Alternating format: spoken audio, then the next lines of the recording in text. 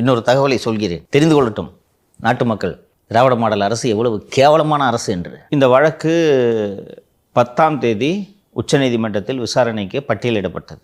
ஆதவ் அர்ஜுன் தான் வழக்கு தொடுத்திருக்கிறார் என்று அரசு தரப்பு நினைத்து கொண்டிருந்தது. கரூரில் உயிரிழந்தவர்களின் குடும்பங்களிலிருந்து 4 பேர் உச்சநீதிமன்றத்தை அணுகி அந்த வழக்குகள் பட்டியலிடப்பட்டுள்ளன என்ற விபரமே 9ஆம் தேதி மதியம்தான் அரசு தரப்புக்கு தெரியும். இப்போ பார்த்தாலும் விழாவை சிறப்பித்து விட்டு 5 நாட்கள் கழித்து மன்னா, எதிரி நாட்டு மன்னன் நம் மீது படையெடுத்து வந்திருக்கிறான் நாம், இந்த லட்சணத்தில் தான் இந்த லகுடபாண்டி உளவுத்துறை இருக்கிறது. ஸோ முத நாள் மதியம்தான் இந்த விவகாரம் அவர்களுக்கு தெரிகிறது. தெரிஞ்ச உடனே போய் யார் யார் பெட்டிஷனர் அப்படின்னு தெரியுது. இந்த குழந்தைய பறி கொடுத்து பிரிஞ்சிருக்காரு அப்படின்ட்டுலாம் சொல்கிறாங்களே, அவரை அணுக பார்க்குறாங்க.